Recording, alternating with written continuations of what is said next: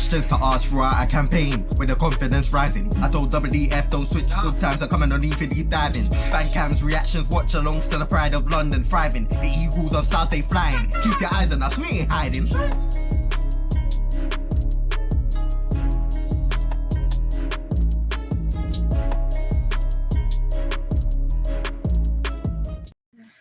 Yes, guys, welcome back. This is the Brighton match preview. I'm joined here with my co-host Dan. How you doing, my friend? Yeah, all good, all good. Just looking forward to the game on Saturday now. Been enjoying the memes, been enjoying the old videos that have been coming up, so I'm ready to go. Yeah, I've been enjoying that Benteke video. Oh, Definitely been enjoying that Benteke video. It's brilliant. I think that's really the only upside I've ever seen to COVID football, in my opinion. But I'm happy we're past that now. But listen, we've got a guest here today. No Brighton fan wanted to come on, unfortunately. So too scared. Brighton fan. We went for the next best thing. Ali from Pride of South London TV. How are you doing? Yeah, thanks for having me on, mate. It's a pleasure to be on. The last time I was on the Eagle Eye Football was a post-match cam against Arsenal when we won 3-0. And we were really good then, and now we're not very good. So, yeah. Well, we're saying that, and we're coming up against a very good Brighton team, unfortunately. So, yeah. I mean, like, they're in the form of their lives. We're in abject form. Mm-hmm. We're missing 2 out of our 3 key players, in Anderson and Saha. But I think we'll win. Oh. Because I'm a sick individual. I'm a Palace fan, and that's the way it works with Palace. Like, I just, for some reason, I've got this gut feeling that we're going to do it. Fair enough. We have to have someone that's at least a little bit confident, because I have no confidence whatsoever. Even though me and Dan done Tactical last night, we analysed it. Excuse me. We found definitely some ways that we can get at Brighton and how we can attack them and hit them on the counter attack specifically. But I think that them in possession will just be too much for us to handle. Just people like Mitoma, Welbeck, March, McAllister. I think all those guys are just playing and to such a high level right now. It's going to be a very tall order for us to shut them down. Everything in reality should mean that we lose the game. But this game is a one-off game. I just think if we get the atmosphere right, we play intensely. A lot, of course, depends on how the aerial set up. But I just have when you get a feeling as a fan, I've just got a feeling that we'll win. Even though everything you said is correct. On paper, yeah. To be fair, though, I feel like this fiction never really follows the form guides a lot anyway. Like, there have been times where we've been the better team and they've got a point or one or whatever, and vice versa. There's been times where we've been shocking and we've come away with a win thanks to Christian Benteke. That was the funniest one. So I woke my wife up when I celebrated that. That was cool. The next day was like, you woke me up, and I was like, yeah, it was really great. I didn't even say sorry. Yeah, I'm pretty sure I replied to your tweet. I did the Benteke around the front room for the next 20 minutes. Yeah, as you said, it was by far the best COVID football there was. Imagine if there had been fans in for that. Like, it would have been incredible. That would have been. That would have been crazy. There would have been a foot because it was on the away end as well, wasn't it? Mm-hmm. So yeah, I bet the away end would have just run onto the pitch. It wouldn't have surprised me. Yeah, it would have been nuts. I remember they cut to Potter and he was like slumped. Yeah, yeah. He left Brighton. He never beat us. Yeah, true. He can only beat us with Chelsea. And this is a voice of hope, is that we're undefeated against them in 6 games. So, I think a stat that we stumbled across yesterday was Wardy, whenever he started for Palace, has never lost to Brighton either. Yeah, that's pretty mad for Palace, yeah. I read that as well, but Ward versus Mitoma is a horrific thought. But then I'm not sure I fancy Klein versus Mitoma, so I don't think I fancy anyone against Mitoma at the moment right now. He's just I think tearing it up, isn't everyone's they? everyone's delved into this guy, and they found out that this guy went to university just to study dribbling, and it's paid off, isn't it? Let's be real, it's paid off. Yeah, I mean, he looks at a pretty unique talent, and you kind of see now why the manager was so okay with Trossard leaving early than we thought he would leave, because he's just slotted straight in. And that's the frustrating thing about Brighton. Managers go, players go, and they just seem to find someone else. And when you compare it with us and our recruitment over the last year, it's that's the frustrating thing. They just seem to be better run than us at the moment. Definitely. Yeah. I think it goes to show that, like, I think the only other team I think in the league that does that seamlessly, well, actually maybe there's two teams, Brentford, I think, and I find it very interesting that both of their owners, Bloom and Benham, actually used to work with each other in the betting industry. Did they? So I thought, yeah, they did. At one point, they were actually colleagues. And I find that really interesting because they've set up their teams in very similar ways in that sense. Yeah, it's interesting you mentioned Brentford, because I was thinking about them the other day, and for me, they're like the barometer of our season, right? Because when we played them at home early on in the season, we were playing really well and we're in front. And then effectively Vieira's substitutions changed the game for them to come back into it. And we ended up drawing. But at that point in the season, we'd been to Liverpool away and played really well. I thought Eze had done a great skill and set up a goal. And it still felt like we were doing a continuation from last season. We're now 9 points behind Brentford.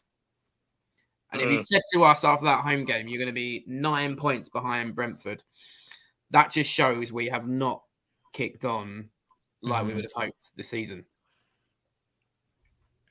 No, yeah. I agree. I think it's probably because of how they run the money ball, and the money ball just seems to work these days, doesn't it?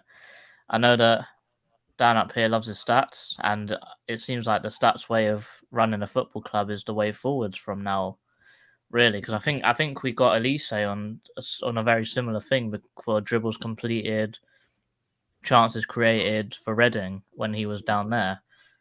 And I know we got him for pretty cheap because he only had a year left on his deal when he came. I think our recruitment is good when we recruit. And, that summer when Vieira first came in, if you think about our recent signings, Anderson, Gahey, Elise, Eze, they're all on the money, nailed as really good signings. But it's just we need to do another summer similar to that, I think. There's so many positions that need filling. I actually agree with Parish. I don't like the January window. I think we did what we could do in that window. But they need to have another window similar to when Vieira first came in. But obviously in the background, we don't know what's going on. You've got Blitzer and Harris wanting out. We don't know what's going on with Texter. That's probably the deeper issue within the club right now. That's probably another podcast, isn't it, in itself? Yeah. But no, I completely agree with that, to be honest. When we do recruit, because to be honest, I can't think of a signing that Dougie's made that has been both financially terrible and also just a terrible player, because all the terrible players we've had have either been like loans or have been players who we've just taken a punt on and weren't huge wages, apart from maybe Max Meyer. He's probably the only one I can think of that I think Freeman's like really, really messed up. Not really messed up, but like wasn't a good signing. There's people still out there though convinced he's world class. That's it, kind of the German Messi. It's on social media when people say our recruitment's really bad. It's not. When we recruited well. I think another thing, a pivotal moment in our season was when West Ham usurped us at the last minute for Flynn Downs.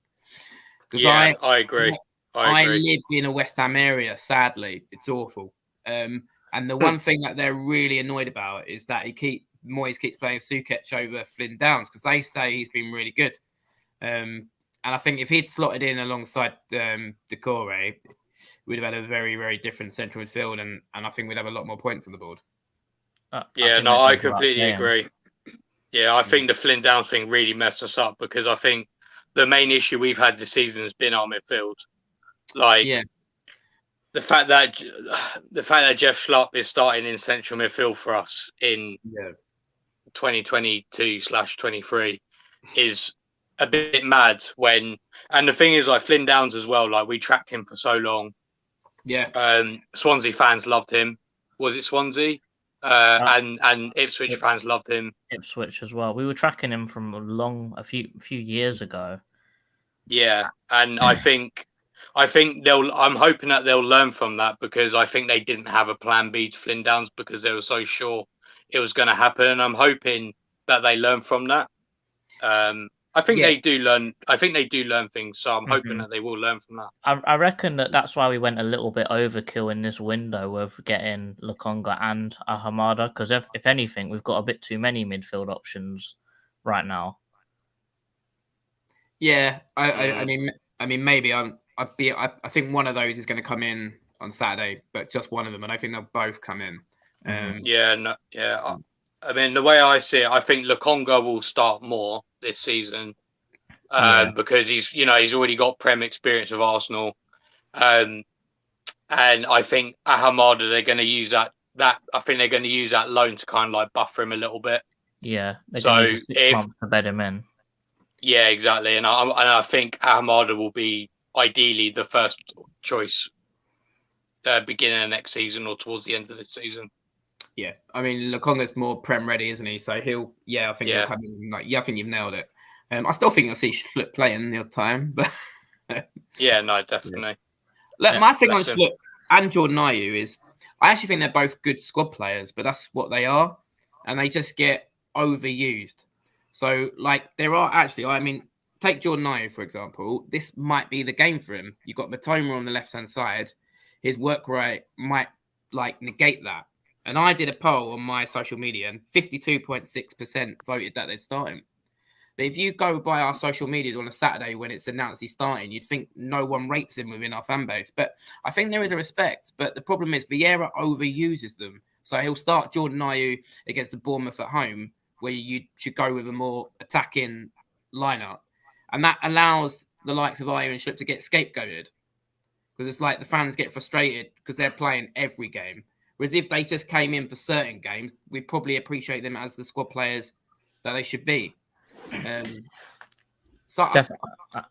I think Schlupp would be appreciated a hell of a lot more as a squad player, because when he comes off the bench, he looks brilliant. It's just that when he starts, he doesn't. I agree totally.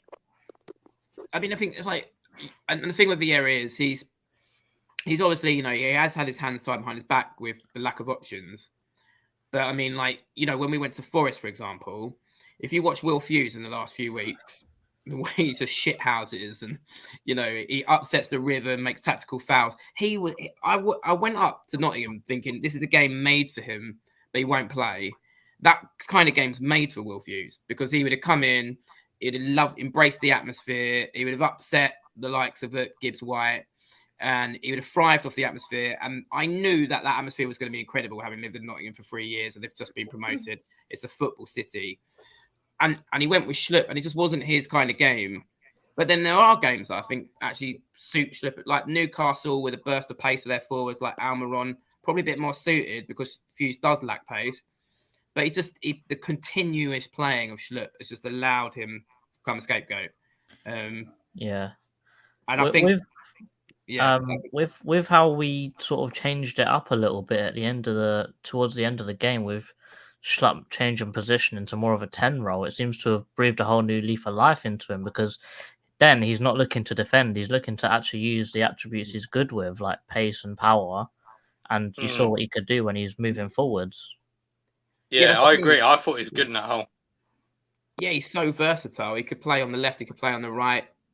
He can even play. We can't play well. We can play emergency left back if needed. I mean, I'm sure we'll come into starting lineups, but I've got a bit of a bit more. I'd actually consider him for a false 9 on Saturday, which is a bit out there. But I think our forward options of Mateta and Edouard is like choosing between your favourite member of Jedward at the moment. Like, neither of them seem to be able to control the football. Do they even exist anymore? Jedward, mate.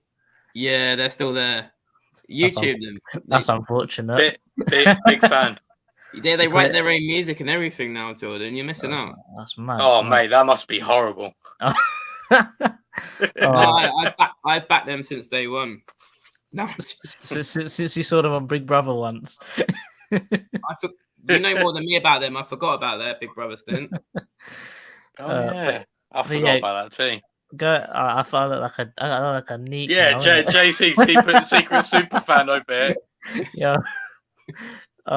But yeah, go back to what we was talking about when you said that we timed players really well when Vieira came in because we had loads of players coming out. We've got 9 players out of contract at the end of this season as well, which I think is mad.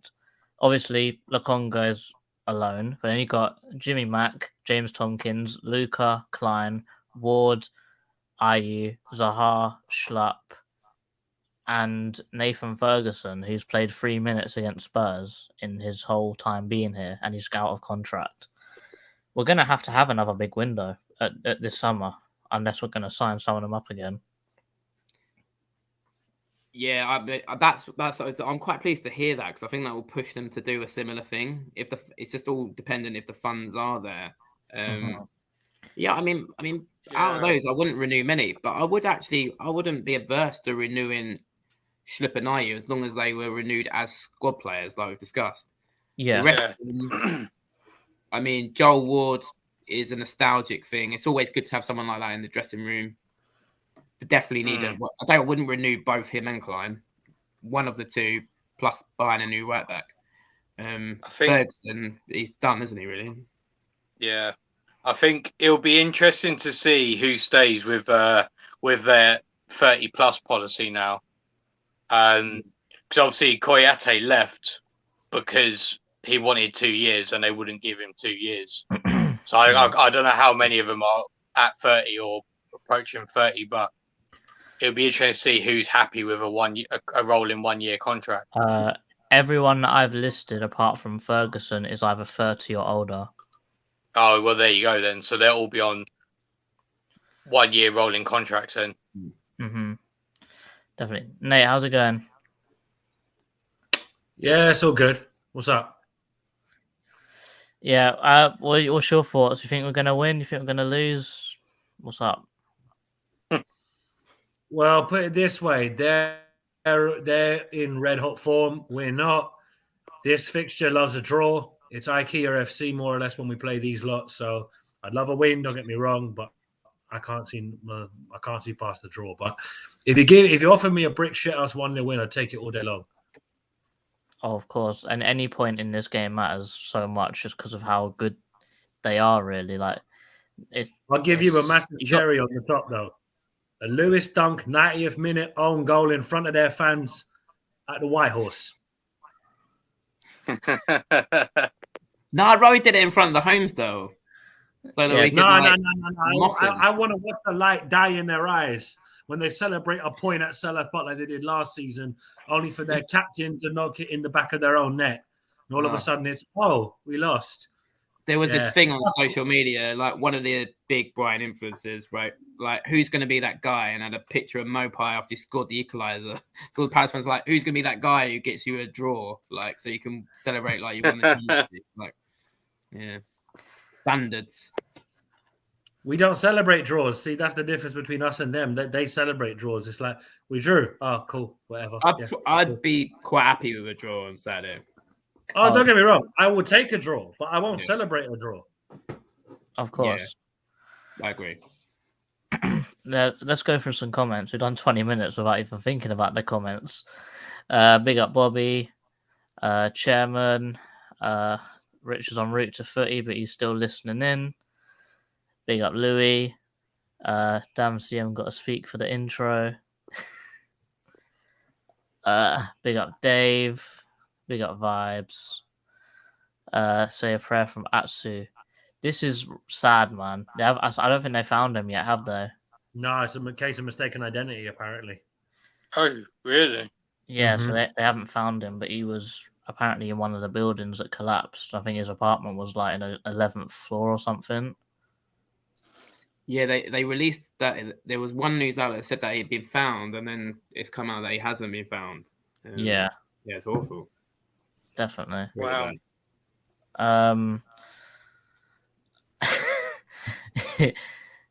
I think he's talking about you, Ali. I'm not. I can confirm I'm not the leader of the Brighton Brawlers. That's a shame. That's a big shame. You might want to scrap outside Aldi. Big up Pat. Spoke too soon. Definitely concerned Atsu. We deserve a Decore goal. I think he's been shooting lately. It's just not many of them have been on target. Put it this way: if Decore bangs a top corner worldie against these lot, you don't ever have to score another goal ever again. Oh, definitely. True. I think that's what's going to be interesting. Is like Saha's not playing, so like who could potentially make a name for themselves within this fixture? You know, I think Eze needs a moment. I think his season's gone stale. Did it be the game to reinvigorate him a bit? You know, one of these guys could just make a hero for themselves within this game, as it did to Wilf when he was young. So. I think Eze needs Sheffield United, doesn't he? I was thinking about that the other day. Like that player seems a long time ago, or even at the start of the season at Anfield, he played really well. And I remember I watched that game with in the DR Sports studios, and like Robbie, the Liverpool fan who was on, were just like raving about him. Like we were even talking about the possibility of him sneaking in the England squad, and then he's just gone stale. And I think for me, for Vieira, I was thinking about this earlier, like he has had his hands behind his back, like with the structure behind Vieira, behind Elise, Saha, and Eze. But I think maybe the biggest charge against him this season, he hasn't got a tune out of those three, and it's like a unique season because with Wilf possibly going in the summer, it's like the only season we potentially have with those three in the team. And the only time recently I can remember those three really thriving together was the last 20 minutes of the first half against Tottenham, where they were played in their actual positions with Eze in the middle and Elise on the wing. Yeah. And I just wonder if he's going to go with Elise doing this experiment of him in the middle against Brighton, because I could just see that being horrible.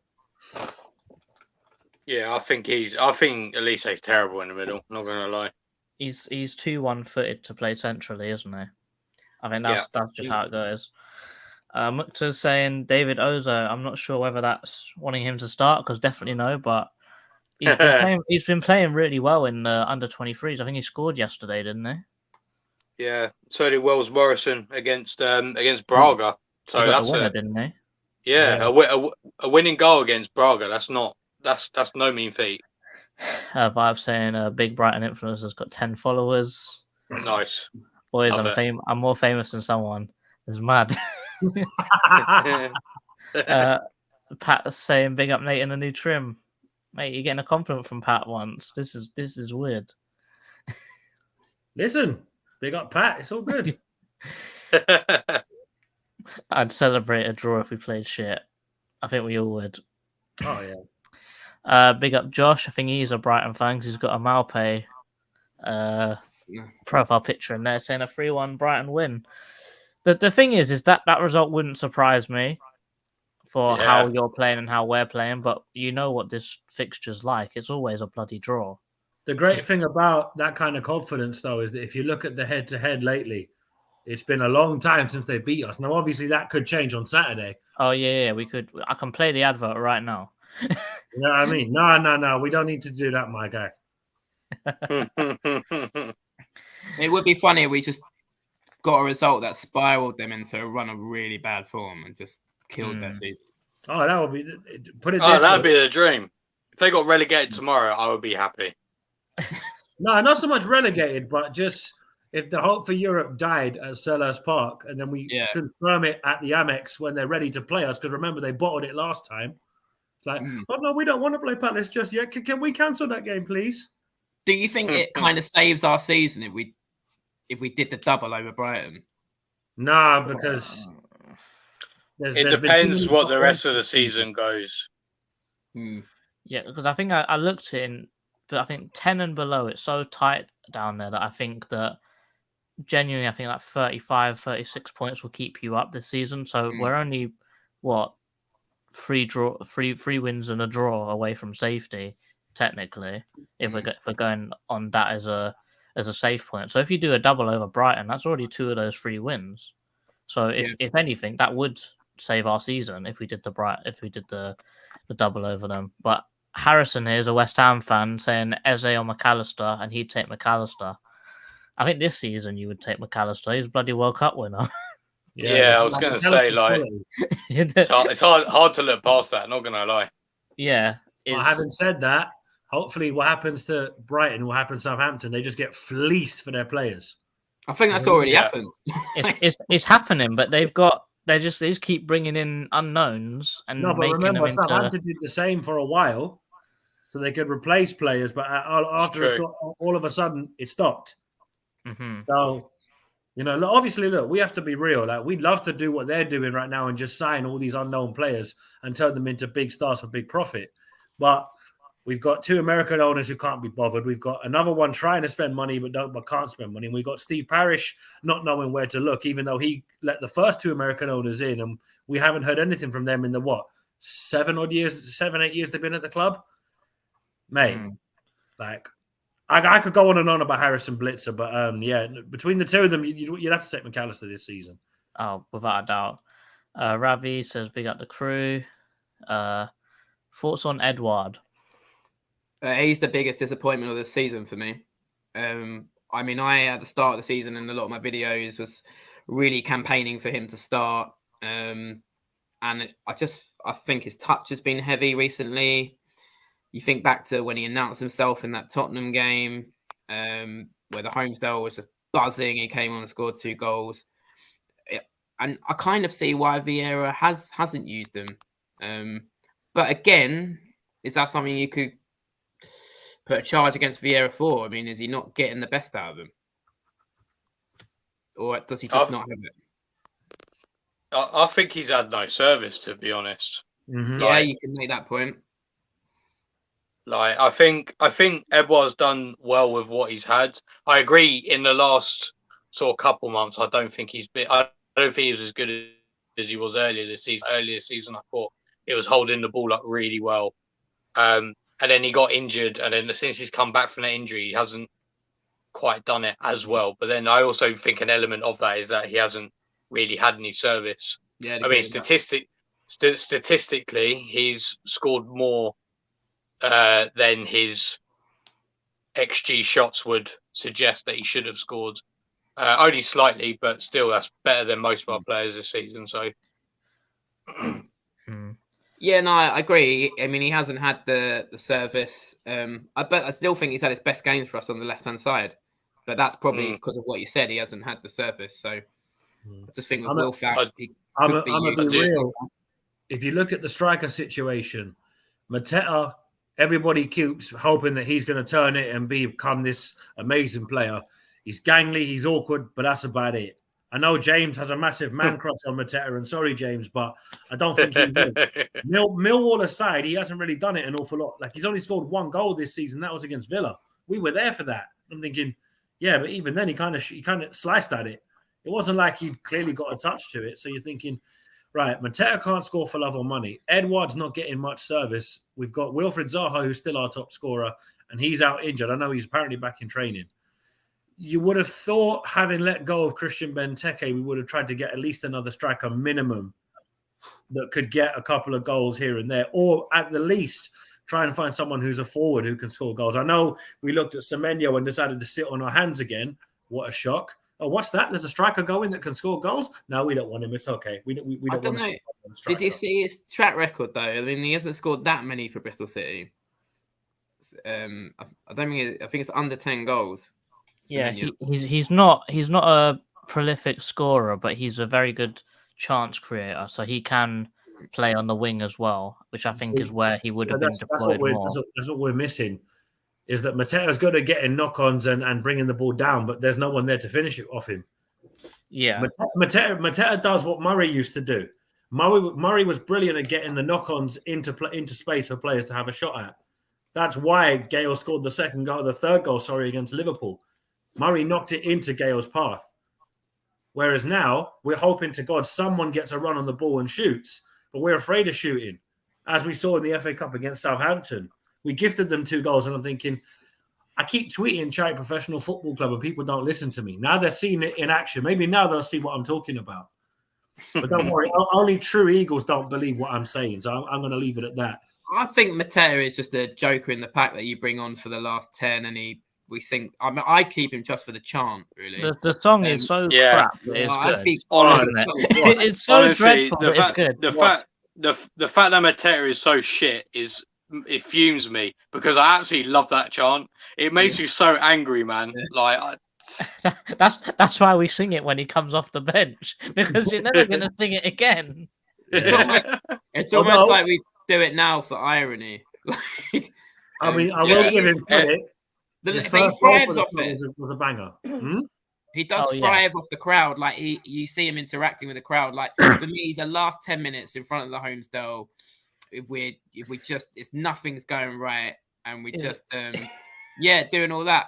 If we just throw him on like as a loose cannon, but that's all he is. Yeah, that's all he is. Josh here saying we always play like crap when we go to your grounds.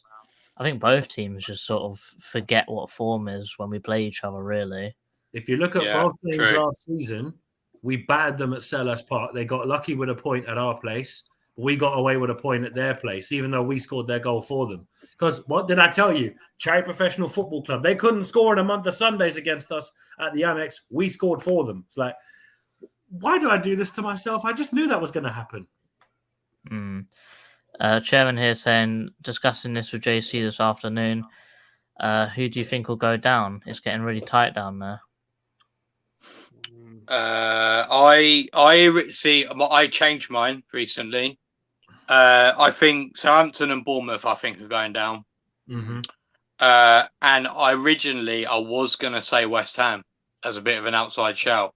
But since Leeds sacked Jesse Marsh and they still haven't got a new manager in, I think Leeds could quite easily go down. I don't think Everton will go down. I think Sean Dyche will have them getting points, because they're not that far away from getting out the relegation zone anyway. Everton are going to be horrible to play against, so you know that Dyche will just make sure they're solidified at the back. Yeah. You know, Steve's wet dream would be to see Leeds relegated, because that guy's hatred for Leeds goes above any other club in the Premier League. More than Brighton and Newcastle. Big up to Steve. If you know, you know. But I'd say, I'd agree with Dan. Bournemouth, Southampton, and Leeds. I mean, to be fair, Southampton spent over 100 million in January. So you're like, realistically, they should be nowhere near it. But I'm kind of glad we didn't get Aribo, you know, because he's been awful for them. And I know he's not a bad player, but it's like, maybe he wasn't the answer after all. Maybe we actually did dodge a bullet. So I'm happy to be wrong on that one. But I think it's quite sobering. The Everton and Leeds situation is sobering. So, I mean, it's no surprise they are where they are. Everton sold Richarlison. Leeds sold their 2 best players in Phillips and Rafinha. And it's quite sobering thought to think what will happen in the summer if Zaha does go. Because, you know, for me, it's not rocket science. Their best players have gone. Yes, they bought replacements, but it takes a while for them to embed in. I think that I don't watch Leeds enough to judge their manager, but I did feel a little bit sorry for him. Because it's like, you sell Phillips and Rafinha, and they just about stayed up last season. The equation is that they probably will struggle again. And it's sobering for me watching those 2 off the back of that, thinking about next season, if that happens. But I think probably, I don't even think about Everton and relegation now. Dyche is there. I assume he'll keep them up. Yeah. I think I said Leeds earlier to him anyway, because I said that they had their little bounce because they got rid of their manager, which is what they done against Man United, but then it's just a downward spiral until they get a proper manager in, really, isn't it? Yeah, I hope Everton stay up. They even messed their bounce up, didn't they? Because they let them back in the game. So yeah. I hope Everton stay up because they are a Premier League club. Even if it will be funny to see their new stadium in the Championship. To have the Premier League without Everton in it would just be beyond strange. I think it'll be the first time they've ever been relegated out of the top flight as well, no? Yeah. They got relegated once in the 50s, and that was it. And then they came straight back up, I think, or like came up after 2 seasons or something. Yeah, It's but next still, season point and is then that- last season at Goodison. Yeah. Yeah, it's close to it. But that's what I'm saying is that you're thinking, imagine you get relegated when you're about to move into a brand new stadium. That would be catastrophic because you've got to pay off that new stadium as well. I'm not sure how the finances have worked because I know Mashiri's had a bit of money, but he's in really bad, he's in hot water with the Everton fans over their spending and what they've spent on, who they've hired and fired. I mean, the minute he hired Rafa Benitez, I went, yeah, mate, you've completely, you've not read the room. Yeah. Do you not think that where Everton are now kind of vindicates Benitez a bit? Like, it's like people have written him off, but like they weren't in the relegation zone, I think, when they got rid of him. Yeah, but they bought bad before he came in and after he came in. So and they bought bad when he was there as well. Yeah, I mean, as their fans say, their problems are bigger than the managers. It's deep. It's just picking an ex-Liverpool manager who called them a small club. It's like, did you read the room before you picked him?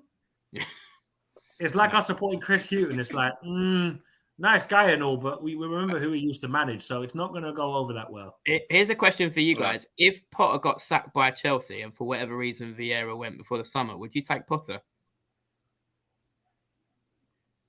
I'm gonna be petty and say no.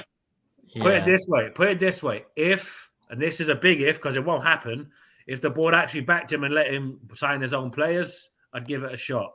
That being said, seeing as this board doesn't like spending money, there's no way in hell we'd get Graham Potter. But provided we don't go back to Roy Hodgson-esque football, I don't care who's in charge. Just decent football, please. That's all I ask.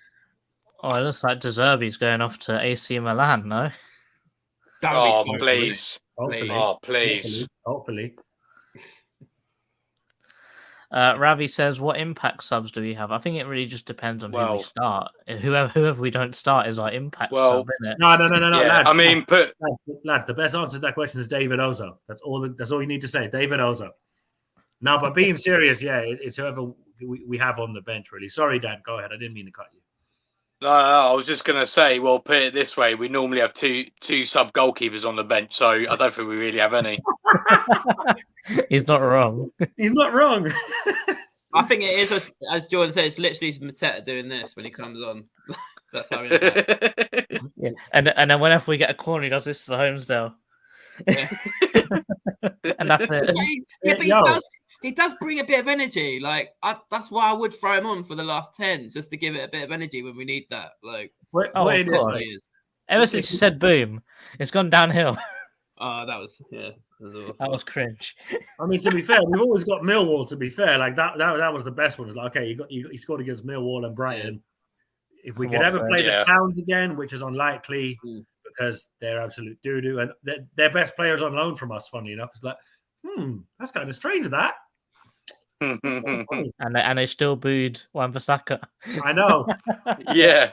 You can tell that intelligence isn't very common in SE7.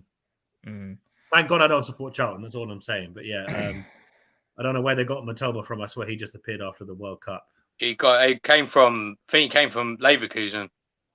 Yeah, but again, it's that recruitment. You're like, we're talking about possibly re-signing players we should have got rid of years ago, and they're signing players that are genuinely ripping up the Premier League. Painful. Yeah. I mean, I'd like to think that they're just like a year or so ahead of us. Do you know what I mean? Because you've seen the rumours like about Mark Gay possibly going to Spurs, but then on the other hand of it, like that is the kind of strategy that we want to go, that we're trying to go for. Like if he goes for like 60 mil or something like that, which I don't think would be enough. Like that's it's working to our advantage. Daniel Levy spend money. Are you crazy? I don't think I'm having a nosebleed. It's like, wait, what's that, Palace? You want 70 million? Oh God, my nose is starting to bleed. Oh God, help! Somebody help me, please. I don't see anyone spending 60 on Gay. I think they'd spend 40, and then I'd question the worth of selling him for 40 because to get a decent replacement, we'd have to spend a significant amount. No, but remember, Ali, whatever offer we get from Chelsea have the option to match it. So we've every right to say, well, if you want him for 40, we're looking at 50, 60 because he's that important to us. So as the selling club, we have every right to charge 50 to 60. I just don't know if anyone would pay. I don't know. The market's crazy. I don't know if anyone. Ali, you have to remember, Manchester United paid £80 million for Harry Maguire. Anything is possible in the Premier League at this point. So you never know. I know what you're saying. I hope Gay doesn't go. I really do. But no. Listen, if we can somehow trick them into taking James Tompkins, I'm all for that. Take him. I don't think we're going to do that. Chairman says, "What do you think of Mateta being worth more than Charlton?" Lol. Facts. All right, Ali, we've got a section in the show where we make our guest pick a combined 11. So basically, you got to pick a combined 11, which will be the best 11 that both teams could put out. That is fit, that is ready to play. So, for example, Anderson can't play, Lallana can't play. Yeah. You need to have at least 3 players from any team. So you need to have at least 3 Brighton players or at least 3 Palace players in this team. Okay, well, first 2, Jordan Ayew and Schlupp, first 2 names on the team sheet. It's got to be Sanchez in goal, hasn't it? It's got to be. And one of my biggest things this season is the lack, and one of the most annoying things about going down the FA Cup is the lack of chances for Johnston. Because I did a podcast with a West Brom fan before the season on him, and he was raving about him. He said that he would have come with the intention to be a number 1, and his intention would be to get in the World Cup squad. Yeah, but he got injured. That's the problem. Once he got injured, it was I forgot about that. Oh, it's Guaita. It's like, oh no, Guaita and goal, and that gave the whole fan base a new reason to meltdown because apparently Guaita's got pancakes for hands. It's like, do you not remember Wayne Hennessy was our number 1 for about 4 seasons? Guaita's not great, but he ate Hennessy. There's a level to how bad a goalkeeper can be. I think Guaita's okay, just doesn't always fill me with confidence on crosses and never has. No. Like I said, Guaita's not great, but there's goalkeepers we've had. Then there's Scott Flinders and Wayne Hennessy. There's levels to bad goalkeepers at Crystal Palace. Yeah, I mean, I'd love to see Johnston and actually see what he's about. And I think he's like one player of our new signings that we haven't seen. And the FA Cup would have been a good opportunity to do that. Right back, well, it's got to be Lamptey, hasn't it? Can't be any of ours. Yeah, because he's just come back from injury now, hasn't he? Yeah, he's around. Let's go left back then. I mean, to be honest, Tyrone Mitchell, I said Edouard and Eze have been disappointments this season. I think Mitchell, I think he's been a disappointment this season. I mean, I know we need right backs. I'd like to see us buy a left back. And my other thing about us is, at the start of the season, he seemed to want to play like 3 at the back, which I think could be an option if we keep Gahey and Richards. But like we played wing backs, we played 3 at the back away at Liverpool, and I thought it worked okay. But we don't have any wing backs, so that just shows our planning, doesn't it? That we go in the season with Vieira obviously wanting to use 3 at the back sometimes. We don't even have any attacking fullbacks. When you look at someone like I talked about Brentford earlier, Rico Henry, like they're like the barometer of playing that well. So yeah, put a Brighton left back in. Yeah, I've already done the pleasure of doing that. Just, I think the boys here know I've been talking about we need a backup left back on Transfer Weekly every week for 2 years now. Ever since Van Arnold left, we should have got at least a backup, but we haven't even done that. I think there's levels. I think Tyrone Mitchell was a good player. I don't think he's ever going to be a great player, and I might get a lot of stick for that, but I think there's a ceiling to him. I hope I'm wrong. No, I agree. You know, he doesn't give me the vibes that Klein gave me when he was coming through, or Wan-Bissaka. He's just not to that level for me. Centre backs, I'll go Palace. I'll go Anderson and Gay. We can't go Anderson because he's injured. Richards and Gay. Oh. Then I'd probably go Brighton again. Veltman. I'm obviously not putting he who shall not be named in there. What Colwell?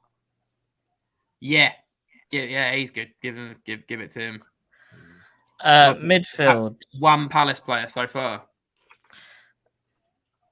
Obviously, he's definitely going in there. He's definitely going in there before we even say any words. Oh, easy. Yeah, he goes in. Yeah, he goes in. We've got to put If you've got to put Casado in. You got to put him in, I think. And then, to be honest, like attacking midfield, I mean, Eze's not had a good enough season. You're probably then looking at McAllister. Mm-hmm. Let's pretty grim, isn't it? This is very grim. I'm not gonna lie to you. Is anyone like disagreeing that a Palace player should be in there so far? I think the Palace players we've got, we're lucky to have, really. I don't know. Decore definitely makes his case. I think Gay probably makes his case, but I don't know if I can see any of our players getting up front. But we have to stick one in there somewhere. On current form, I would say Richards deserves a shout alongside Colwill. I'm not saying change Colwill, but I think Richards on current form does deserve a shout. And hang on a minute, I can't pick Zaha.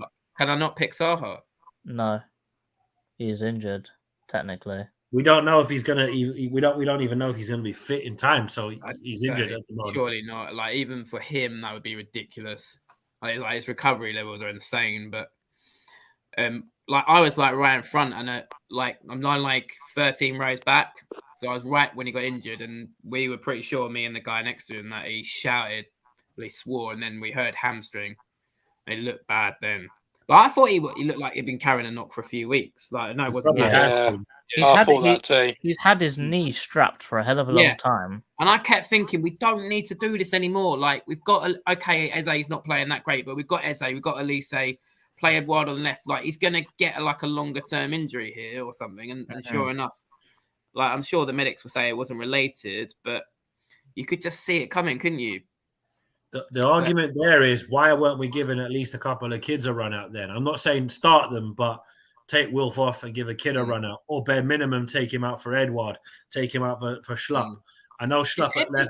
Is Ebioa back? Because there was like he went online, but then there was a photo of him in training. But when he came on at Forest, he didn't really do that great. No, so what's happened with Ebioa is he's on loan at Hull, but he's working off his injury while still at Palace. Okay. Because Hull said that we've got a better rehabilitation team than they do, so they want him to come back as fast as possible with us, and then once he's fit, he'll move down there. So I don't know if they were tempted, if there were recall options when Wilf got injured for either him or Raksaki, because it's a bit thin. But I mean, this is grim. It's got to be Matoma on the left, hasn't it? Yeah, it has to be. Yeah.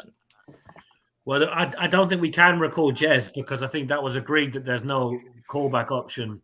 I mean, I would love to recall him to see their season implode, because apparently Raksaki is a red, and I'm thinking, all right, Charlton, calm down. Don't fall in love with a lone player.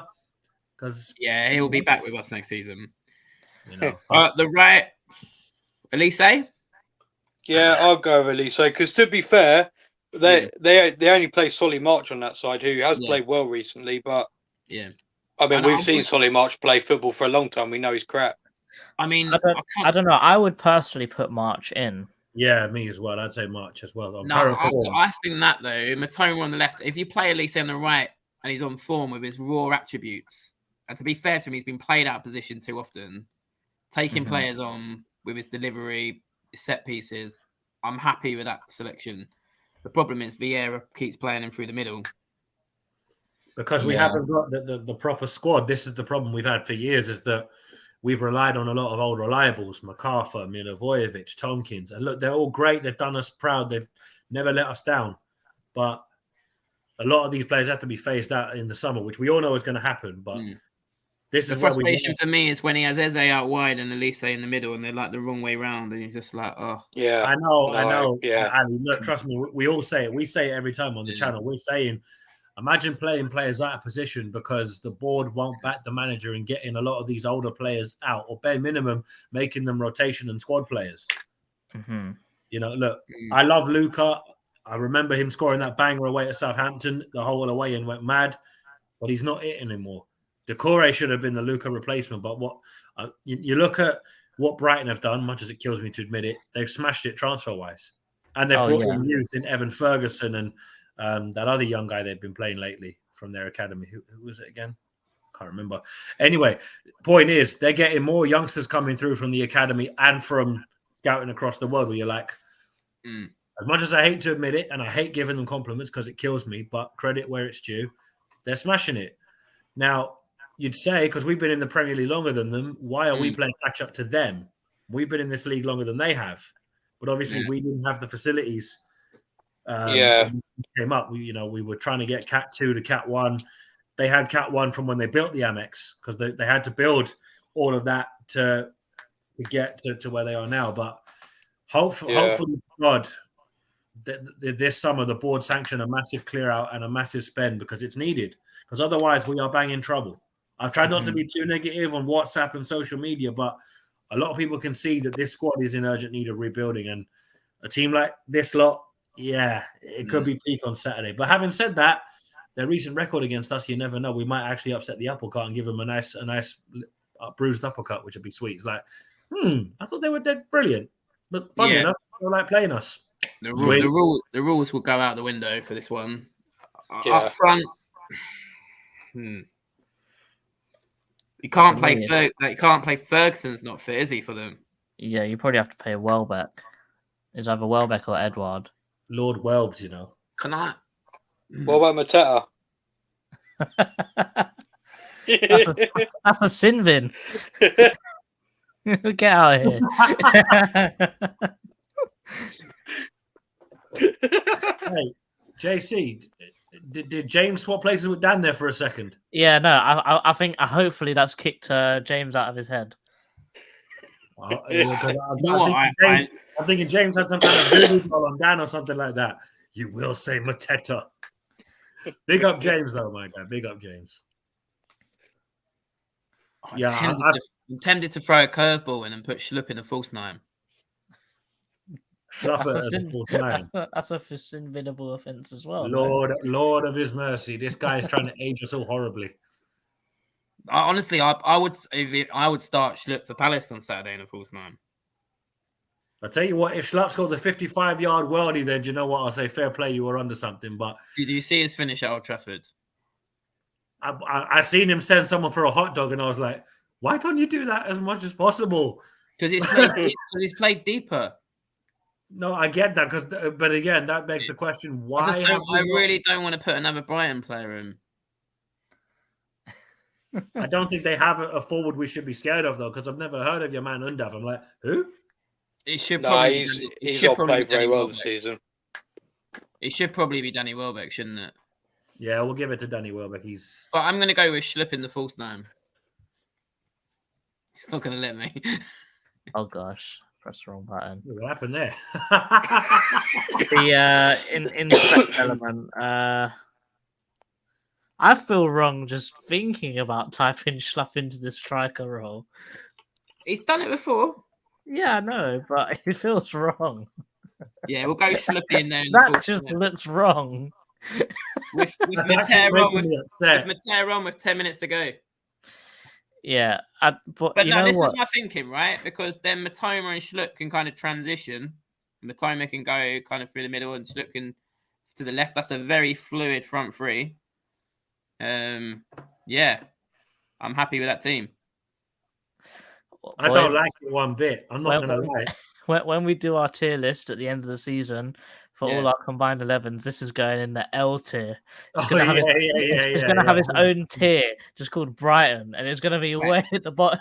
Nah, JC. I'm going to have this clipped because if Schlupp scores, the winner.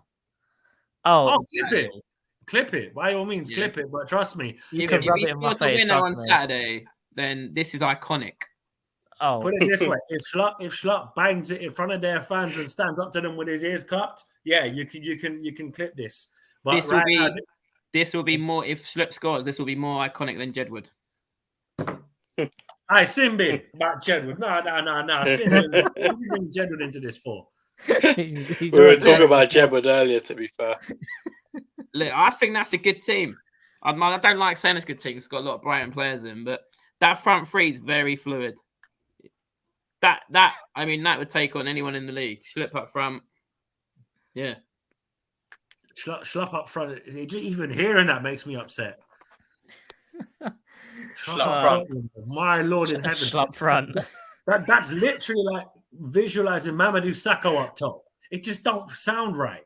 To be fair, he can ping a pass. I tell you what, that would be funny. That would be so funny. What? Except Sakho up top? He'd get injured after 3 minutes, but Oh, remember when he missed that open goal against Newcastle? Oh, yeah. You want to play him up front? No. Nah.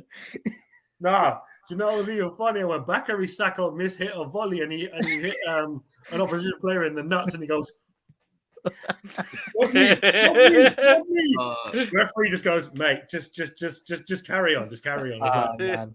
I said, how are you going to hit man in the nuts though? Like, this stream's gone left, but we'll get it back on track. Ali, we do score predictions. We've got a predictions league going. right. We have. Let me see if I can find it. We've got all the results tallied up. So obviously, if you get the right result, right score, the right result. So if it's a win, you get 1 point. If you get the perfect score, bang on, you get 3 points. This is how it ended up last week, I believe. Right. With Rich scoring 4, me scoring 5, Nate scoring 3, Nicky scoring 2, Dan scoring 2, and the guest doing a madness with 7. Which no leaves pressure then. the total to Rich being in the lead, followed by Nate, and then me, Dan. Actually, wait, no, What? me, then the guest, then Dan. How And have you then- didn't get a 15-point lead? Is that outrageous? Rich must have some friend on the Crystal inside ball, man. that knows something, because he's been at I think he's had the most pretty much every single week. I don't think he's ever not been first. the thing is, Rich had like 2 weeks of solid results that have catapulted him ahead of us. Then, like, I've had a couple of good weeks. JC's had a very good week recently. So when you have a good week, that shoots your scores up a whole lot. Yeah. Is that Doug? I love Doug on the 126. That's Doug out football, yeah? Yeah, that's Doug. Yeah. He's cool. I love Colonels. Yeah. Okay, yeah, I'm ready. I think. And then obviously we've got the guest table. So we've got Jack. Cecil. Cecil's done really He's well. quite high, isn't he? Yeah. But Jack from Southampton did a madness. Yeah. However, at the bottom, Dan Lawless, Grizz, and Hanif. Hey, JC, you see what Hanif? Yeah, Hanif could actually stay rock bottom because we don't play Chelsea again. Oh, that's true, you know. Like Grizz and Dan have a fighting chance to stay back, but at the minute, Hanif is in trouble. Oh man! All right, so Ali, let's get into it. So West Ham, Chelsea. I don't know. I actually can see signs that Chelsea are gonna get it together. I know, as I said, I live in a West Ham area which is grim, and they're really not happy, which is beautiful this season. I'm gonna go West Ham 0, Chelsea 2. Arsenal, Brentford. Arsenal 2, Brentford 1. Fulham, Forest. Ooh. Fulham 2, Forest 1. Southampton, Wolves. Oh, that manager's in trouble, isn't he, at Southampton? Like, why don't he just do it and get rid of him? It's coming, isn't it? I mean, obviously we gave him the gift of getting through in the FA Cup. This is ridiculous. That game still annoys me because it's basically killed our season. You might have to explain to Ali what happened in that FA Cup game and run that ad. We'll show him the advert after he's done his score predictions. Sweet. Oh my god. I'm still not over it. I'll go Southampton 0, Wolves 2 because Wolves are picking up form. I'm getting a bit worried. Like, I've always adamantly said I'm not worried about relegation, but if we lose on Saturday and some of those other teams win, then I am going to start getting worried a little bit. Bournemouth, Newcastle. Oh, Bournemouth. Bournemouth 0, Newcastle 2. Leeds, Man United again. Well, we got Casemiro suspended again, haven't we? So when they dish out the awards at the end of the season, we'll get nothing, but we should get the getting Casemiro suspended trophy. No, we should have the getting people sent off trophy because you don't to noodles as well. Look, I was calling for Will Hughes to start for so long. Have you seen that little clip of him to the who? You're calling for who to start? Will Hughes. Will Hughes or Will Hughes? Will Hughes. Because I think we heard something different there for a second, Ali. No, Wilfred Hughes. Isn't it? Fusion darts. Yeah. But do you see that little clip of him to the Man United fans? It's brilliant. Yeah. What was it 6? He put his number 6. Oh, that's because he's a Liverpool fan. Oh. Yeah, that's why they were calling him a Scouse, whatever.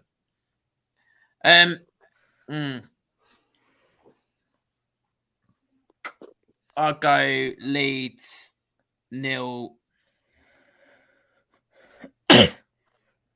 United 3. City Villa.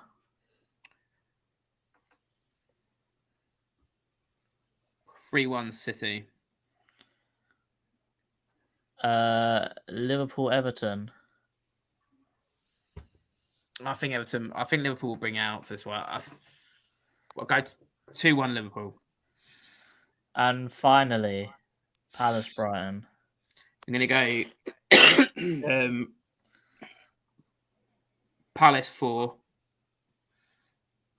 Brighton 1, Schlupp hat-trick in the false 9, Lewis Dunk get arrested in the 18th minute. What's arrested, you know? Oh. Oh, God. Fair enough, innit? Fair enough. This is Ali's predictions. Yeah. That will be posted in the Discord afterwards. So if you guys want to go and look at it yourself, so you guys know that you were not dreaming about his Palace Brighton result, it will be in the Discord. Don't you worry. Honestly, deadline's at 11:30 Saturday morning, I think. Yeah, 11:30 Saturday morning for the deadline. If we win 4-1 and Schlupp gets a hat trick, oh yeah, you can do your own roast for us on this channel. Oh yeah. We'll have Pride of South London roasts Eagle Eyed Football. That's what we'll do. This whole thing will be golden.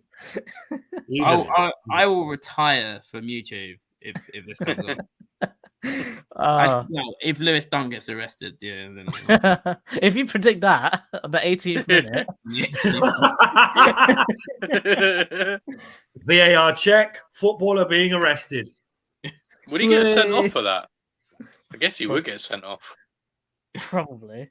I think what did that guy on TalkSport said that Casemiro should have got arrested after. Oh yeah, yeah.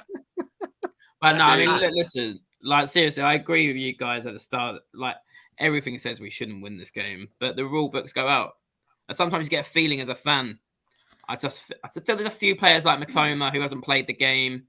If we can get an intense atmosphere going, and we can get into them, and a few of our players can do a few heavy challenges early on, and who knows? But it needs our players to, like Elise need to turn up. And that's what worries me is Elise, Eze, they've been so inconsistent this season. And also, obviously, it comes down to what team Vieira plays. Oh, of course. I think before we round out, I think Nate wanted to show you what Palace are like when we play in the cup competition, and we don't have Conor Gallagher in our team. No. This is just in general. This is when things don't go to plan. This is the clarification as to why this happens. Ali, you're gonna love this. Have you got a player at your club that's so bad that he can't score for love or money? Well, luckily for you, there's a football club that will take care of that for you with absolutely no fees necessary to pay. And you might be thinking to yourself, wait, what kind of club was that? Well, luckily for you, that club is called Charity Professional Football Club. We excel at making bang average footballers look like world beaters. For more information, call us on 0800 1861 1905. That number again is 0800 1861 1905. And that is Charity Professional Football Club. Mm-hmm. Oh, God. Oh, but Ali, thank you very much for coming on, man. It's been an absolute pleasure. It's been a pleasure anytime. Let's just hope that we win. But I mean, we chatted, didn't we, in the Chelsea concourse? Yeah. And you said then that this will be the pivotal game. Like, this is a very pivotal game. It's been a bit of an undercurrent. We've been quite happy with selections, but we've let that go because we've appreciated that he hasn't got many options. But I think if we get a performance or a disappointing result, but that add in a performance that lacks passion, then things might turn. I think, and I think you nailed it when you said that. As soon as you said that, I was like, yeah, you've nailed it. So we'll see. We'll see. Cool. Do you want to shout yourself out, mate? Go on, have the platform. Oh yeah, no. Pride of South London Fan TV. Yeah, just tune in. You can get words of wisdom like Schlipping the False Nine for free. Yeah, come and subscribe. I'll probably do a review. I haven't done a video in a few weeks, but I'll get it going again. So yeah, come and subscribe to Pride of South London Fan TV. Sweet. Yeah, I'll get some of you guys over to my channel at some point as well. I get it. Yeah, definitely. Yeah, that'd be nice. Again, yeah. Nate? But cool. No, it's been wicked. Enjoyed it, man. We'll do it again sometime. And yes, hopefully see you at the games as well. Definitely. We'll be doing fan cams after the game around at the fan zone. The best one, the one when it was the Arsenal one when we won 3-0 and I did one with Arsenal Fan TV and he got like, I love Ty. I've actually met him since, but like he got well upset by what I said. And then I think like is it D from Back of the Nest was like, I think he had like a 2-hour chat with Ty because he was just so rattled. He was just trying to wind him up. I saw it happening. Yeah, he's actually a lovely guy. I met him, Ty, when I went to DR Sports. He actually got a lot of time for Palace. It's just that when Arsenal play a team, he's obviously so blinkered. Like, definitely. All fans are though. That's the thing. Like, not, you know, we're all that way. But it's Nate from Eagle Eyed Football. You can usually find me talking ish on Eagle Eyed Football. I'm not looking forward to Saturday, but hey, you never know. We might actually make something happen for once. And it won't be Czech Professional Football Club, but you can catch me here. I might do a watch along for it actually, but I'll have to wait and see. But yeah, Eagle Eyed Football. Dan? All right, you can find me here. You can also find me on Twitter. The @'s down there. I've got a YouTube channel, which is the same name. I do like tactics, analysis, and statistics too. I've taken just a little mini break just to do other things just for a few weeks. But I'm hoping to get a video out in a week or so. So, yeah, catch me. Definitely. And that is... Yeah. So we got it this time. Yeah, come find us at the fan zone after the game. We'll be doing fan cams, and I hope we get a point out of it. If we get a win, I'll be ecstatic. But if we get a point, I'll be very happy. Match reaction, possibly Sunday or Monday. We'll work that out between us. Also, give Jedward a subscribe as well. This guy and his Jedward, you know, you need to stop. But no, seriously, people, we're out. Eagles! Eagles!